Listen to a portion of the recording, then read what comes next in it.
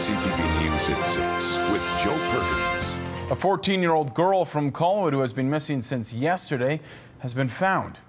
This morning, Willow Loewen's mother told us it had been 2 days since her daughter returned home. She was with her boyfriend, Forrest Williams, whose family also contacted us today. Friends and family were putting out posters and had even started a Facebook page. This afternoon, both families told CTV News Willow and Forrest had been found and were safe and at home. West Shore RCMP were investigating the matter after Willow did not return home from school after leaving Thursday morning. Support continues to pour in for AJ Wakeling, the teenager who died after he was hit by a truck on Souk Road last month. Friends and family spent the day collecting bottles and selling baked goods outside the West Shore Rona. On the night of the crash, AJ Wakeling was with his twin brother. Both boys had just stepped off a bus, but only AJ stepped out onto the road. Now, since his death, the Wakeling family has created an AJ Legacy Fund to help the family who has been struggling financially. Those who knew AJ say they are still trying to come to terms with his death. Everything's day to day at this time. There's been so many kids and teenagers and so much support from all the kids and all their friends, and they've had people around at all times. There's people over at their house all the time just trying to give them love and support and make sure that they get through each day. Last night, close to 100 people turned out for a candlelit vigil held at the National League Little League baseball park. That's where AJ played. He also umpired there for a number of years. Donations for the family can be made at Van City Bank.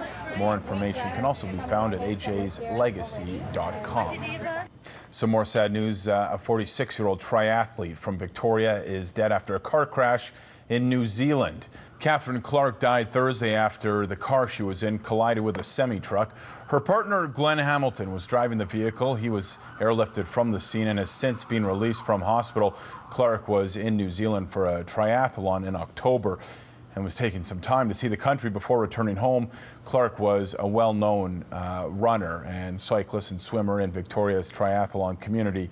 She was the youngest of 4 siblings. Healthcare workers in the province have voted in favor of a strike. The Facilities Bargaining Association includes healthcare workers from 11 different unions.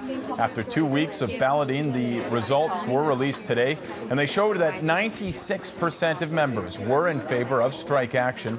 The collective agreement covers about 46,000 healthcare workers, and those include a wide range of roles from ambulance paramedics to cleaning staff at hospitals.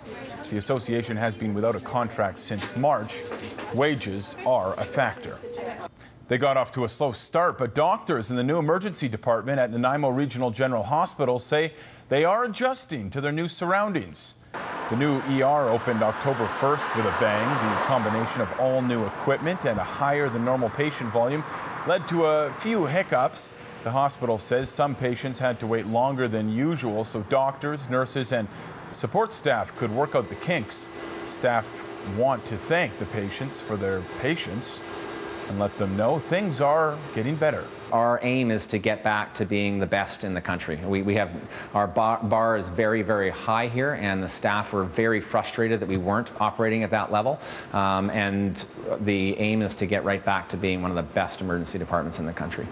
Hospital staff did participate in run-throughs before the new ER opened, but doctors say there are some procedures you just can't practice for. Doctors say they are committed to cutting wait times and taking full advantage of their new equipment. Well, it's not the big one, but someone in Victoria is $1 million richer tonight after last night's Lotto Max draw.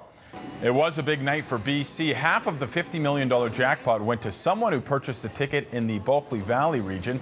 That person is $25 million richer, while the other half of the big prize will go to a ticket holder in Alberta. There were 23 $1 million prizes. Those were either shared or won. The Victoria winner took home the entire $1 million. We do not know where the ticket was sold from until the ticket, or the prize I should say, is redeemed. Lotto Max says it does not know. Next Friday's Lotto Max jackpot is estimated at $37 million.